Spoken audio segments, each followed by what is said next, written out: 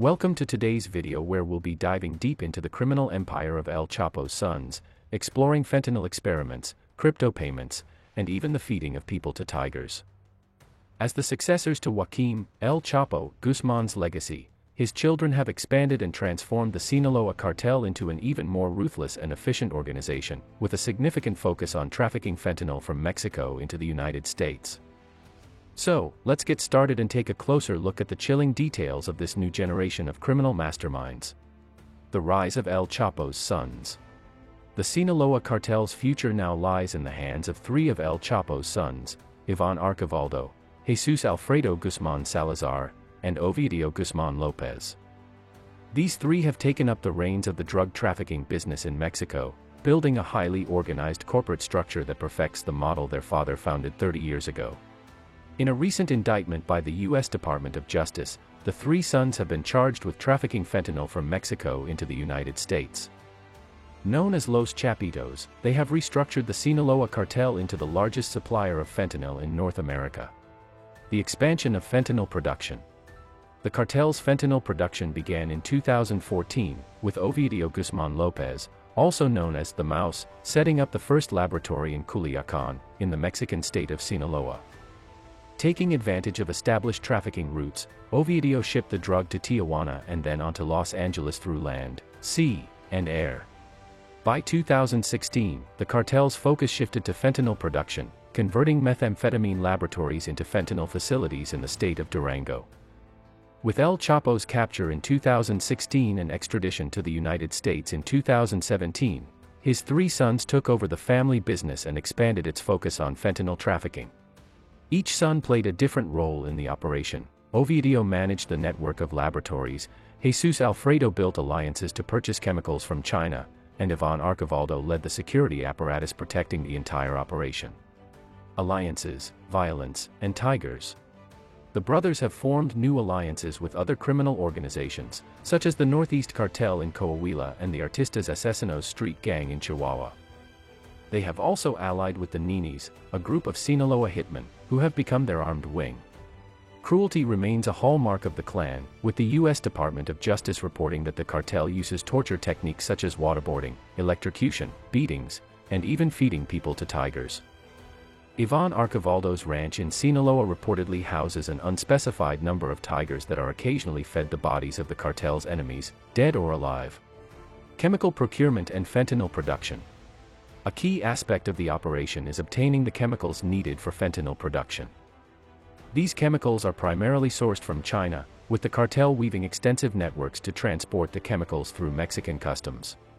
Ana Gabriela Rubio Z, a Guatemalan national, manages this operation in partnership with Chinese firm Wuhan Shukang Biological Technology.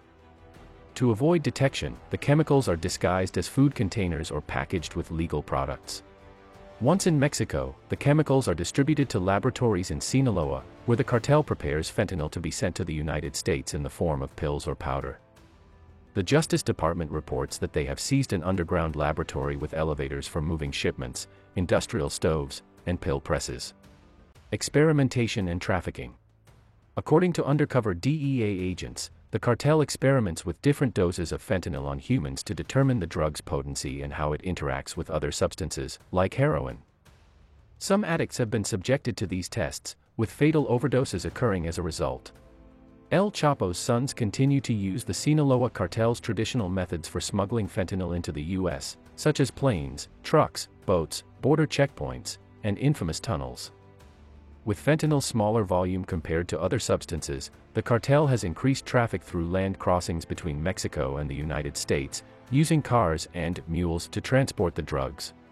Corruption and crypto payments. The cartel exploits corruption on both sides of the border, with U.S. authorities revealing cases of immigration officials being paid by the cartel to allow mules to pass through checkpoints without inspection. The drug business has proven highly profitable, with millions of dollars being sent to Mexico through account transfers via tax havens and cryptocurrencies. U.S.-based drug dealers collect the money and deposit it into the cartel's Bitcoin accounts, which are managed from Mexico. Cryptocurrency technology makes it difficult for financial systems to detect the money, allowing for easy conversion to dollars or pesos in Mexico. Money laundering and global reach. The cartel also purchases real estate in the United States, ships cash, and buys products like cell phones to be sold in Mexico, all as methods of laundering drug money. The Sinaloa cartel under El Chapo's sons has been described by DEA Administrator and Milgram as more ruthless, more violent, more deadly than during El Chapo's reign. The focus on fentanyl trafficking has caused significant harm in the United States, with over 107,000 Americans dying from opioid overdoses between August 2021 and 2022. Fentanyl is said to be 50 times more potent than heroin. The second generation of the Sinaloa cartel, with its global presence in around 45 countries, innovative tools, and transnational vision, is something that El Chapo Guzman could never have imagined in his prime. So there you have it, a chilling look into the criminal empire of El Chapo's sons, from their expansion of fentanyl production and trafficking to their ruthless violence and innovative use of cryptocurrencies. The new generation of the Sinaloa cartel poses a significant challenge to Mexico, the United States, and China, as they grapple with the rising threat of this powerful and dangerous criminal organization. Thank you for joining us on this journey into the dark world of the Sinaloa cartel.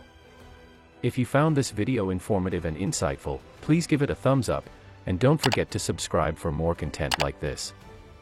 Stay safe, and see you in the next video.